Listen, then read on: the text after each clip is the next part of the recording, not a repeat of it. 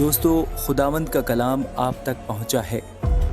Please like اور share لازمی کیجیے۔ God bless you. یوحنا 16 باب۔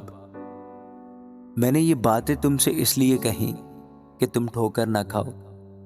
لوگ تم کو عبادت خانوں سے خارج کر دیں گے، بلکہ وہ وقت آتا ہے کہ جو کوئی تم کو قتل کرے گا وہ گمان کرے گا کہ میں خدا کی خدمت کرتا ہوں، اور وہ اس لیے یہ کریں گے کہ انہوں نے نہ باپ کو جانا نہ مجھے۔ لیکن میں نے یہ باتیں اس لیے تم سے کہیں کہ جب ان کا وقت آئے تو تم کو یاد آ جائے کہ میں نے تم سے کہہ دیا تھا۔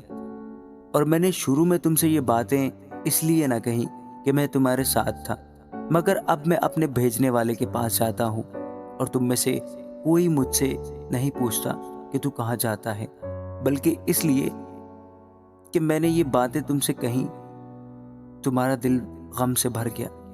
لیکن میں تم سے سچ کہتا ہوں کہ میرا جانا تمہارے لیے فائدہ مند ہے، کیونکہ اگر میں نہ جاؤں تو وہ مددگار تمہارے پاس نہ آئے گا، لیکن اگر جاؤں گا تو اسے تمہارے پاس بھیج دوں گا، اور وہ آ کر دنیا کو گناہ اور راست بازی اور عدالت کے بارے میں قصوروار ٹھہرائے گا۔ گناہ کے بارے میں اس لیے کہ وہ مجھ پر ایمان نہیں لاتے، راست بازی کے بارے میں اس لیے کہ میں باپ کے پاس جاتا ہوں اور تم مجھے پھر نہ دیکھو گے، عدالت کے بارے میں اس لیے کہ دنیا کا سردار مجرم ٹھہرایا گیا ہے۔ مجھے تم سے اور بھی بہت سی باتیں کہنا ہے، مگر اب تم ان کی برداشت نہیں کر سکتے۔ لیکن جب وہ یعنی روح حق آئے گا تو تم کو تمام سچائی کی راہ دکھائے گا، اس لیے کہ وہ اپنی طرف سے نہ کہے گا، لیکن جو کچھ سنے گا وہی کہے گا، اور تمہیں آئندہ کی خبریں دے گا۔ وہ میرا جلال ظاہر کرے گا، اس لیے کہ مجھ ہی سے حاصل کر کے تمہیں خبریں دے گا۔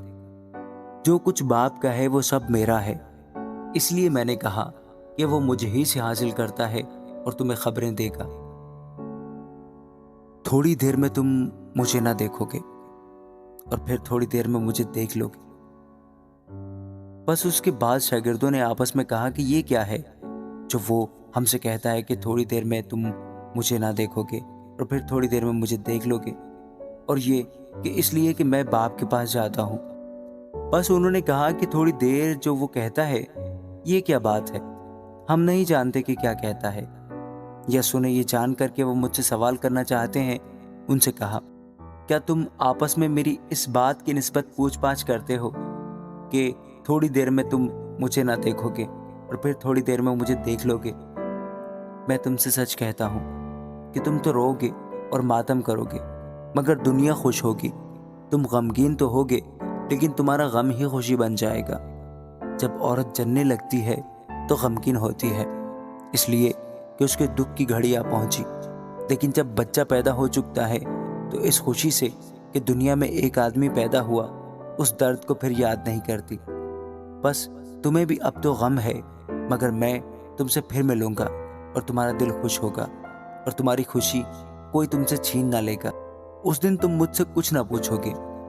میں تم سے سچ کہتا ہوں کہ اگر باپ سے کچھ مانگو گے تو وہ میرے نام سے تم کو دے گا۔ اب تک تم نے میرے نام سے کچھ نہیں مانگا، مانگو تو پاؤ گے، تاکہ تمہاری خوشی پوری ہو جائے۔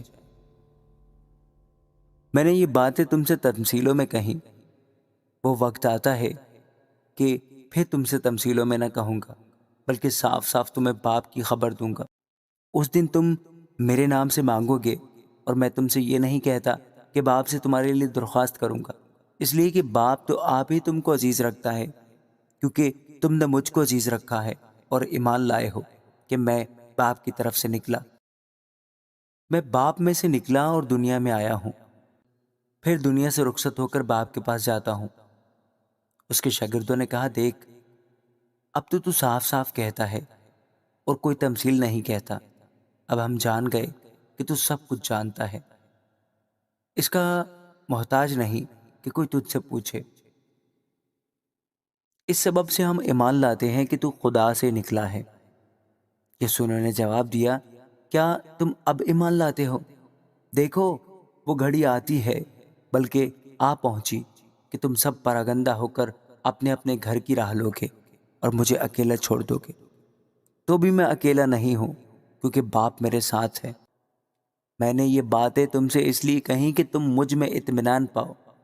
دنیا میں مصیبت اٹھاتے ہو، لیکن خاطر جمع رکھو، میں دنیا پر غالب آیا ہوں۔